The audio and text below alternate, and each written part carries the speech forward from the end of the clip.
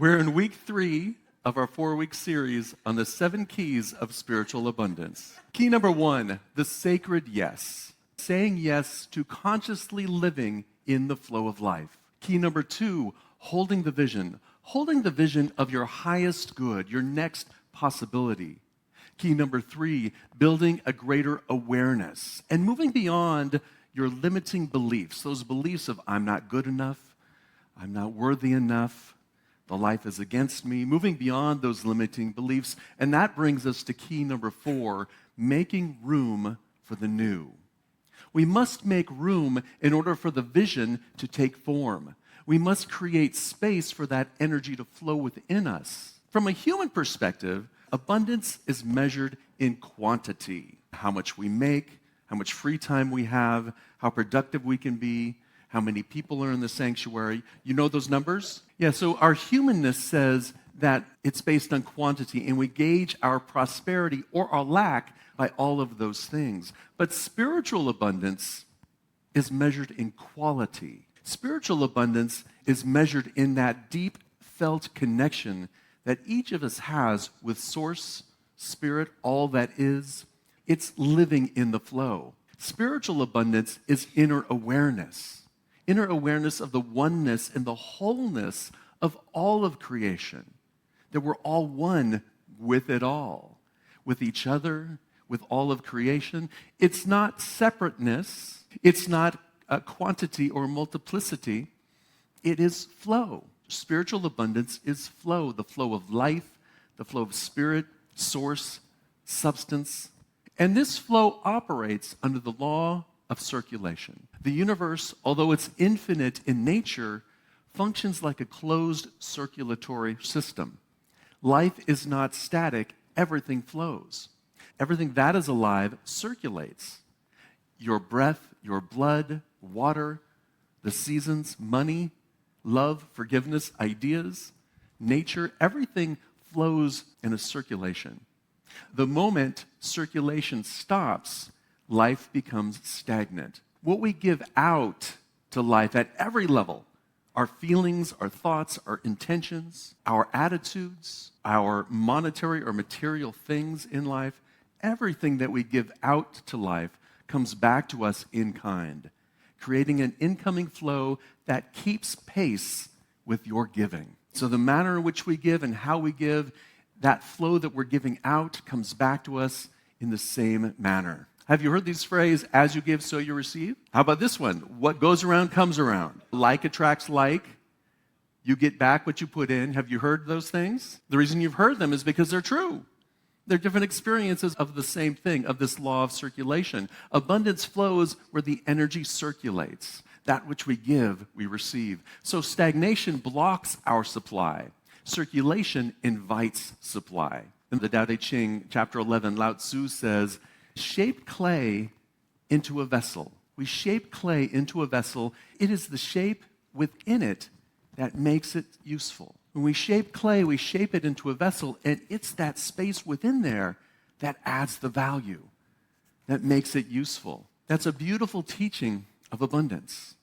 The bowl receives because it has space. The room welcomes because it's spacious. The heart is guided because it's open and can receive wisdom. The mind can be renewed because we're curious and open and receptive, and we can receive divine inspiration and ideas. Abundance is not only the vessel itself or what goes in the vessel, it's the space that's available in the vessel. It's the space that makes the receiving possible. So think about this in your life. Where is there stagnation? Where do you feel stuck? Think about where you might be feeling an area is just not moving for you. Maybe it's in your home. Maybe it's in your closet. We all have this idea. You're laughing. Where is stagnation in your life, and what is clogging your flow? Where is there some clogging involved? Because spiritual abundance begins by unclogging our mind. Spiritual abundance begins by uncluttering our heart, making ourselves open and receptive and in the flow. Now, I think we all have an understanding of physical clutter, yes? I know that because we all started chuckling when we started talking about our closet. Maybe you have this closet that's filled and half of it or 3/4 of it you don't use anymore. Anybody here like that besides me? That's your house.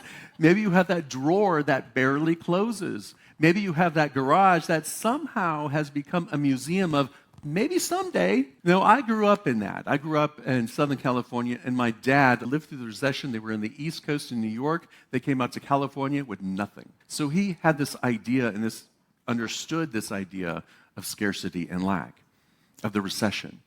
And so growing up, our garage was filled with everything except for cars. We had the jars of nails and screws and bolts and nuts. You all have seen that?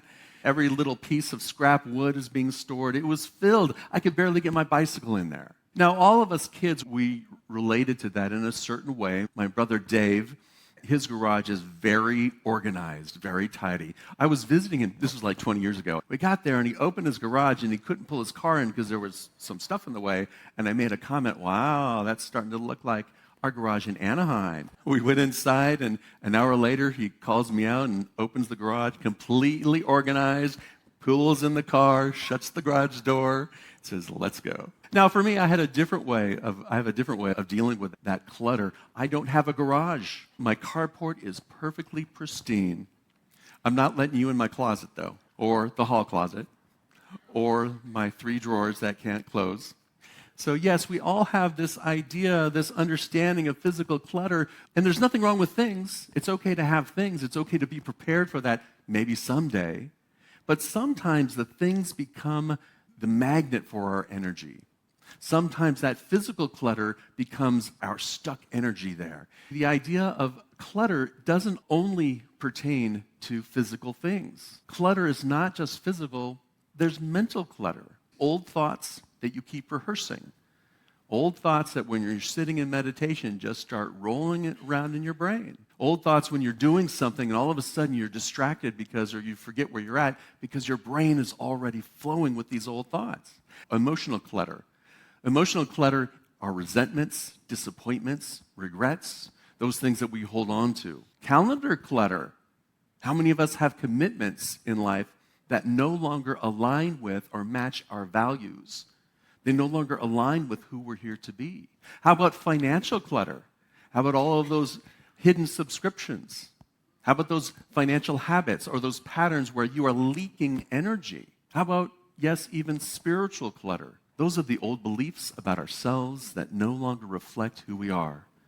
The old beliefs about ourselves that keep us stuck in that room going around in circles. Clutter is anything that takes up space and no longer carries life with it, no longer has energy to it.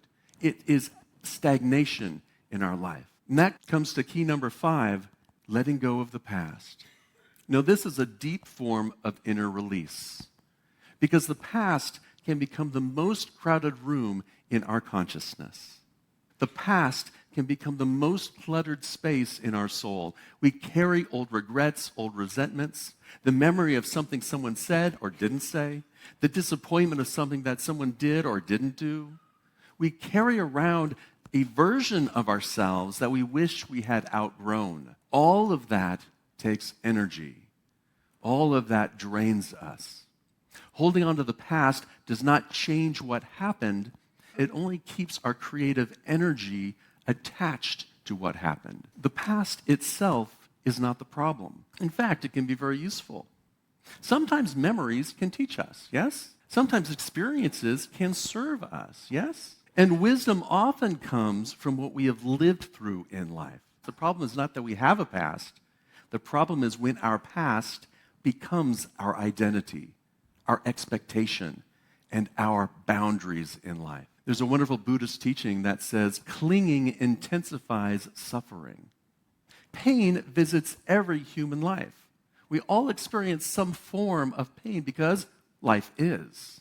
But clinging to the pain builds a house within us and asks us to live there inside of that pain. There's a quote from Myrtle Fillmore, one of the co-founders of the Unity Movement, in her book, How to Let God Help You. She says, your prosperity comes through you instead of to you. And if it seems not to come, that's because you have thrown up a barrier that prevents its unfoldment through your consciousness. I love that about Myrtle Fillmore. She's often called the heart of unity, and yet here she is, very plain and spoken and saying, you have thrown up a barrier within you that's preventing that good from flowing. And this brings us to a practice called forgiveness. Forgiveness is the practice of making space within. Forgiveness is the practice of liberating our mind of resentment. Forgiveness is the practice of self-love and self-care. Forgiveness is not saying the past is okay, no big whoop. Forgiveness is saying I am no longer willing to let the past use my life force to drain my energy, to become obsessed with. Because I'll tell you, resentment is very expensive. It costs us a lot of attention. It costs us our imagination, our peace, our creative energy. It all gets stuck because we're so focused on the resentment. It keeps that part of our life force tied to that moment that has already passed. Forgiveness is not approval. Forgiveness is energy recovery. Forgiveness is reclaiming our spiritual power. When we forgive, we release and let go of that clinginess. We release and let go of our victimness, and we allow ourselves to be present to that spiritual energy that lifts us up, that heals us, that moves us forward. Myrtle Fillmore's healing practice was not a fight against the body. It was not a fight against disease and illness. She did not go to battle, but rather it was a loving re-education of her own consciousness. She blessed life where others might have condemned it. No matter what was happening in her life health experience, what she was doing is re-educating her consciousness, was re-educating her consciousness and bringing herself back to that sense of love, forgiving whatever it was in her life, forgiving her body, forgiving the things in her life, and allowing that energy to flow again. So here's our practice. It's very simple. Each day you're going to practice releasing one thing, and I have several areas that you can choose from each day. You can practice releasing something in your physical space. Maybe it's an item, a drawer, a shelf, a closet, or a pile on the table. Maybe it's something in your mental space, an old thought, a worry, a loop that's running in your mind, or some limiting belief. Maybe it's your emotional state, your emotional space, releasing resentment, regret, disappointment, or an old hurt. Maybe it's something in your calendar space, one obligation, one habit, one activity that no longer serves you. Let it go. You have my permission. Maybe it's something in your financial space, some small leak of energy, some subscription, some fear-based pattern, some unconscious spending habit, becoming aware of that and then letting it go. And maybe it's something in your spiritual space. Maybe it's an identity, a story, or a belief that no longer serves you, that no longer reflects who you are or who you've come here to be. Letting go of that just once a day. And here's a process for you. The first part is noticing. Step number 1, noticing. Notice where you're stagnant. Notice where you're stuck. Notice where you're holding on to and clinging to some form of discomfort or disease within our consciousness. Notice it. Just notice it. No blame, shame, or guilt. No resentments. No blaming anyone out there. Just notice it. If you're filled with BSG, if you're filled with resentments, you're clinging to it, and it's not going to go away. So notice it. The second part is blessing it. Blessing it. Instead of clinging to the resentment, bless it. Thank you. Thank you for awakening me to this in my consciousness. Thank you for the opportunity to say, I'm more than this. This is who I come here to be. This is how I want to experience life. This is how I want to express this divine quality. Bless it. And then release it. Let it go to make room. Empty the bowl so you have space for spirit to fill it. And then 4, name the new good. Name the quality that you want to experience.